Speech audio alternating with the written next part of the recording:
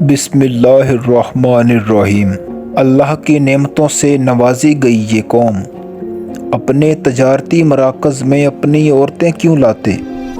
اس بستی میں اللہ کے کون سے نبی آئے اور ان کے ساتھ کیا سلوک برتا گیا اور کن اعمال کی وجہ سے ان پر 2 عذاب نازل کیے گئے؟ یہ لوگ اصحاب الایکا کیوں کہلائے؟ تاریخ میں صفحہ ہستی سے مٹ جانے والی قوم اصحاب الایکا کے متعلق جاننے کے لیے یہ ویڈیو مکمل دیکھیں۔ دراصل یہ زمانہ تھا 3000 قبل مسیح کا کہ جب عرب کے شمال مغرب میں مدین نامی ایک بستی ہوا کرتی تھی۔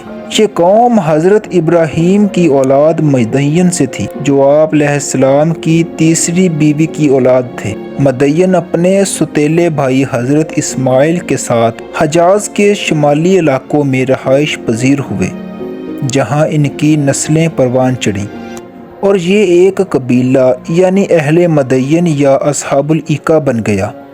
یہ اس وقت کی بات ہے کہ جب سدوم اور عمورہ کے علاقوں میں قوم لوط کے مردوں اور عورتوں میں بے حیائی عروج پر تھی۔ کہا جاتا ہے کہ ایکا کا مطلب ایک گھنا درخت ہے۔ بالکل اسی طرح مدین کے نواحی علاقے میں ایک گھنا درخت موجود تھا اور لوگ اس کی پوجا کیا کرتے تھے، لہٰذا یہ لوگ اصحاب الایکا کہلائے۔ قدرتی وسائل، خوبصورت آبشاریں، نہریں اس علاقے کی زینت تھیں۔ اہل مدین تجارت کرتے، دولت کی فراوانی اور پرسکون زندگی ان لوگوں کا مقدر تھی، مگر بجائے شکر کے وہ لوگ غرور و تکبر کرنے لگے۔ یہ لوگ ایک طرف حقوق العباد بھی پامال کر رہے تھے تو دوسری طرف گناہ کبیرہ یعنی شرک بھی کر رہے تھے۔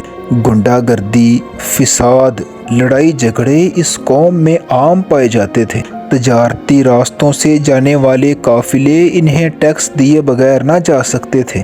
روایت کے مطابق یہ لوگ اس ایکا نامی درخت کے سامنے ایک کنواری لڑکی کو ذبح کرتے اور جسم کے ہر عضو کو الگ کر کے دفن کرتے تھے۔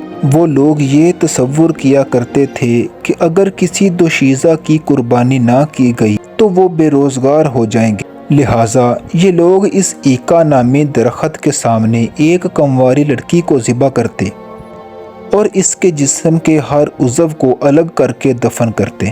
اس قوم میں ہر قسم کا گناہ تھا۔ ناپ تول کی کمی، دوسروں کا حق کھانا اور زنا و فحاشی تو اس قدر عام تھی کہ سرعام اپنی بہنوں کو بازاروں میں بٹھایا جاتا، بلکہ اس لعنت کا خاص اہتمام کیا جاتا تھا۔ کاروبار کے سلسلے بازار میں آنے والے تاجر شیطان کے پھندے میں آ جاتے اور شہوت پر مجبور ہو جاتے، جس کا فائدہ اٹھا کر یہ لوگ ناپ تول میں کمی کرتے۔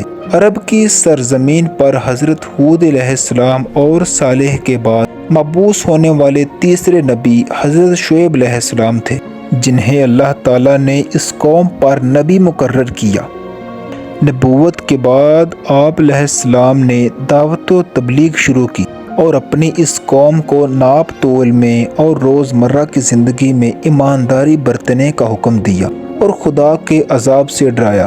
کچھ لوگ تو آپ علیہ السلام پر ایمان لے آئے، مگر قوم کے متکبر سردار غضبناک ہونے لگے اور آپ کو بستی سے ہی نکالنے کا فیصلہ کیا، حتیٰ کہ آپ علیہ السلام کو سنگسار کرنے کی بھی دھمکی دی۔ جب آپ نے ان لوگوں کی بے رخی دیکھی تو آپ کو یقین ہو گیا کہ ان کے دلوں پر مہر لگ چکی ہے۔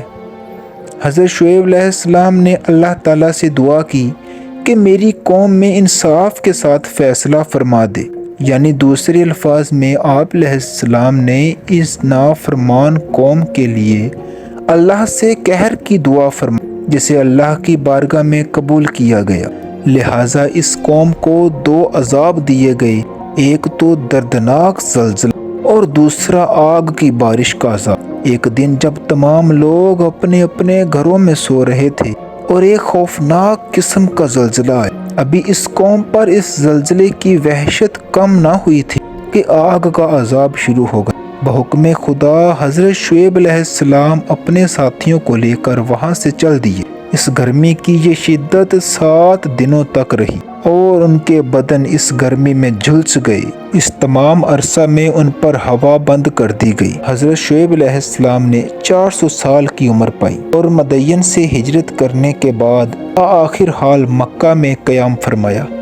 حاضرین، آج سرسبز مدین کے کھنڈرات اللہ کے اس قہر کی گواہی دے رہے ہیں۔ حقوق العباد پورے نہ کرنے والے ہمیشہ کے لیے صفحہ ہستی سے مٹا دیے جاتے ہیں۔